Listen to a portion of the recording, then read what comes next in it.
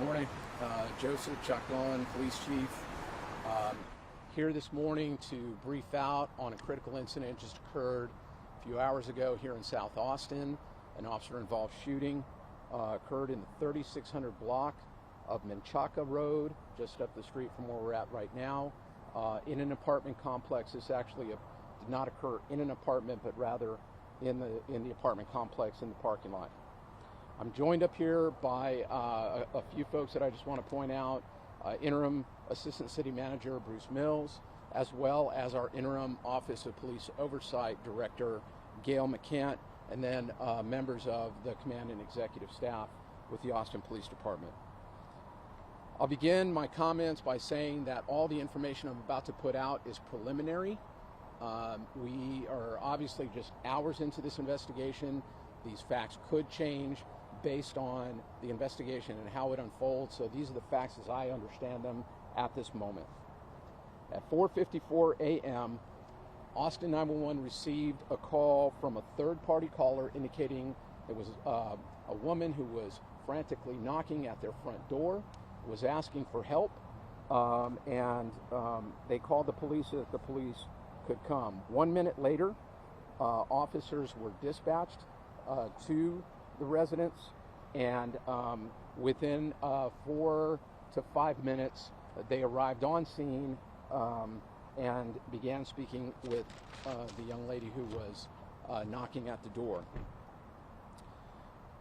When they did that, the female indicated that there was a male subject who had been chasing her through the apartment complex.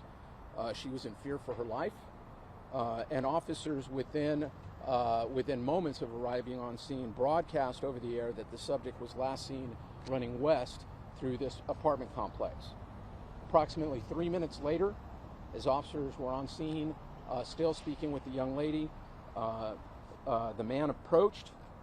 They could see, or it appears on, this incident is captured on body-worn camera video, that he had a weapon in his hand, looks like a knife.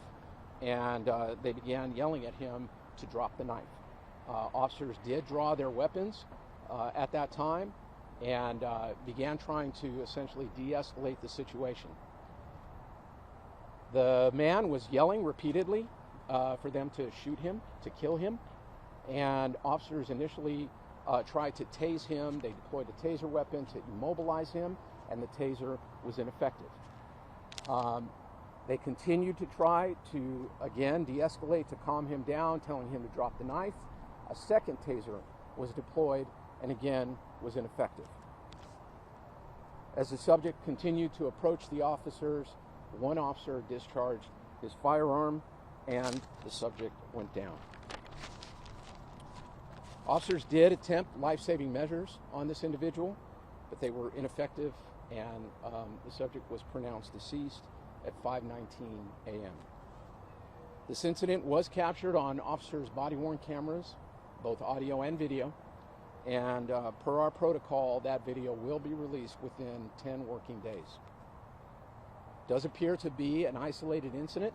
We have no information right now to indicate there is continuing danger to the public or anything of that nature. The officers that are involved, again, there are 3 officers. 2 of them deployed their tasers. The 2 that deployed their tasers, one of them has 13 years with the department, and the other one is a probationary officer. The officer that discharged his firearm has 3.5 years with the department. All 3 of those officers will be placed on administrative duty pending the investigation. There are 2 investigations that occur. The first is a criminal investigation that's conducted by our Special Investigations Unit, in coordination and oversight with our district attorney's office. The second is an administrative investigation that's conducted by our Internal Affairs Division, and that will be overseen by the Office of Police Oversight. You know, obviously this is a very tragic incident. I do not have any information on the individual who was shot to tell me whether the person had a history of mental illness or was in mental health crisis. That is unknown at this time, but will be part of the investigation.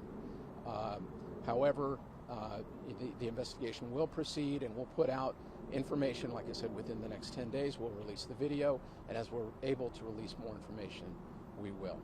These are the preliminary facts that I have at the moment. If there are other questions, I'm glad to take them.